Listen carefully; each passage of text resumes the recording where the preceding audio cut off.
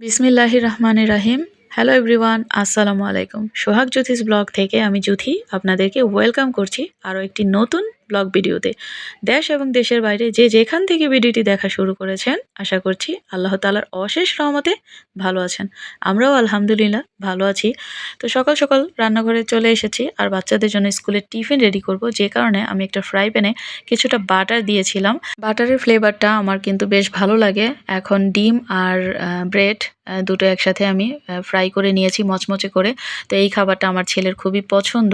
Tiffin স্কুলে দিলে মাঝে মধ্যেই বাসায় কেন জানি অর্ধেকটা খায়, অর্ধেকটা নিয়ে আসে, কিন্তু এইটা দিলে সবসময়ই খায়।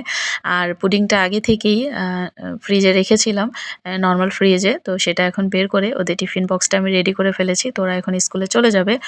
আর এরই মাঝে আমি চিনি আনা হয়েছিল গত রাতে, সেগুলো এখন রিফিল করে নিচ্ছি। বর্তমানে আমাদের কারোরই মনের অবস্থা একদমই ভালো না। ভূমিকম্পের পর থেকে সবাই কীরকম একটা আতঙ্কের মধ্য দিয়ে যাচ্ছে। আল্লাহ তাআলা যা করে অবশ্যই মঙ্গলের জন্য করে। প্রতিনিয়ত যেভাবে নিউজ দেখা যাচ্ছে, এগুলো আসলে মেন্টালি অনেক প্রেশার দিচ্ছে, যে কারণে দৈনন্দিন যে কাজগুলো সেগুলো করতে সত্যি খুবই অসুবিধা হচ্ছে। ইভেন আজকে বিকেলেও ভূমিকম্প হয়েছিল, যেটা অবশ্য খুবই অল্প মাত্রায় ছিল, যে কারণে আমরা বুঝতে পারিনি। আল্লাহ তাআলা আমাদের সবাইকে হেফাজতে রাখুক, সুস্থ রাখুক, আর প্রত্যেকটা মানুষকে হেদায়েত দান করুক, সেটাই চাই। খালা অনেকগুলো পেঁয়াজ কেটে দিয়েছে, আর এখানে সকালে রসুন নামিয়ে রেখেছিলাম। এখানে সকাল সকালই মাছ নামিয়ে রেখেছিলাম, নর্মাল হয়ে গেলে তারপর রান্নার জন্য নিব। আর এখানে আমার শ্বশুরের জন্য রং চা বসিয়েছি।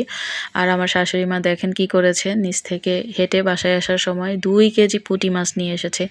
এনেছে তো খুব ভালো কথা, কিন্তু এখন কাটতে একদম 12টা বেজে যাবে। তো যাই হোক, এতগুলো মাছ একা তো কাটা সম্ভব না। আমি, আমার শাশুড়ি মা আর খালা 3জন মিলেমিশেই মাছগুলো কাটা হয়েছে।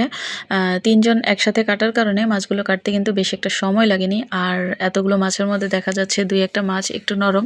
তো নরম যে মাছ পেয়েছি সেটার মাথা ফেলে দিয়েছি। মাছগুলো কাটতে কাটতে আমার শাশুড়ি মা আগের দিনের অনেক গল্প করছিল। তো একটা সময় মানুষের মুখের যে ভাষা বা ব্যবহার, সেই বিষয় নিয়ে কথা উঠছিল।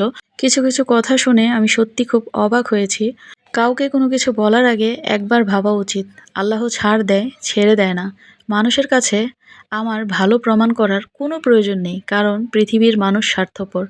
আপনাকে যদি কেউ কষ্ট দেয়, আপনি দ্বিতীয়বার আর তার কাছে কোনো দিন ফিরে যাবেন না। যদি যান, দিন শেষে আপনিই কিন্তু ঠকবেন। আপনার ব্যবহার আপনার বংশের পরিচয় দিবে। আপনার মুখের একটা খারাপ কথা আপনার সমাজ, আপনার পরিবেশ সম্পর্কে মানুষকে ধারণা দিবে। আপনার জীবনের ছোট ছোট ভুলগুলো যদি এখনও না শুধরান, তাহলে এই পাপগুলো আপনি বইতে বইতে আপনার সন্তানের উপরও কখন গিয়ে পড়বে সেটা আপনি বুঝতেও পারবেন না। আমরা কোনো কাজ বা এমন বাজে কথা কাউকে বলবো না, কারো মনে এমন আঘাত দিয়ে কথা বলবো না যে সে আমার বাবা মা নিয়ে কথা বলবে, কারণ আমার ব্যবহারই আমার বাবা মায়ের পরিচয় হবে। তো যাই হোক, অনেক গল্প করতে করতে রান্নাবান্নার কাজে চলে এসেছি। এখানে সিম কেটে নিয়েছি, ভাজি করব। আর এই যে মাছগুলো, এগুলো হচ্ছে কেটে ধুয়ে ফেলেছি লবণ আর লেবু মিশিয়ে। এখন আমি কিছু বড় মাছের টুকরো নিয়েছি, এগুলো ফ্রাই করব। মাছ ফ্রাই করতে করতে আবারও সেই গল্পে চলে আসি। এই দুনিয়া আমাকে এখন অতি বিশ্বাসের শাস্তি দিয়েছে। একটা খারাপ কথা আপনার চলার পথে বাধা সৃষ্টি করতে পারে। আপনি হাঁটছেন, কিন্তু দেখবেন পা দুটো যেন মাটির সাথে আটকে যাচ্ছে। চাইলেও পা সামনে নেওয়া যায় না। নিঃশ্বাস নিচ্ছেন ঠিকই, কিন্তু মনে হচ্ছে এই বুঝি দম আটকে আসছে। আপনার এরকম হবার পেছনে যে বা যারা দায়ী, তার বিচার আপনি আমি করতে পারবো না। বিচার দিয়ে রাখেন আল্লাহর কাছে।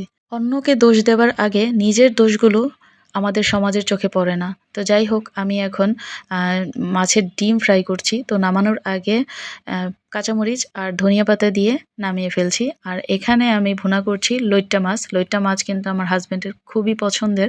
তো লইট্টা মাছগুলোকে প্রথমেই লেবু লবণ দিয়ে খুব ভালোভাবে বেশ কিছুক্ষণ মেখে রেখেছিলাম।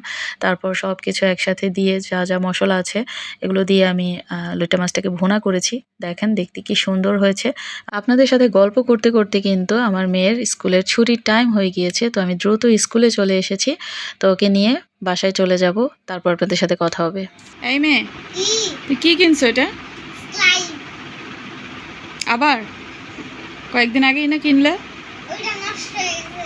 ওইটা নষ্ট হয়ে গিয়েছে। দেখি এটার মুখটা কিরকম? ম্যাও মতন। ছি ছি ছি, এগুলো দিয়ে তুমি খেলো? এই যে ছি, আমার তো এগুলো একদম পছন্দ না। তোমার বমি আসবে কিন্তু আমার পছন্দ। তোমার পছন্দ? এখন আমি একটা খেলা খেলবো।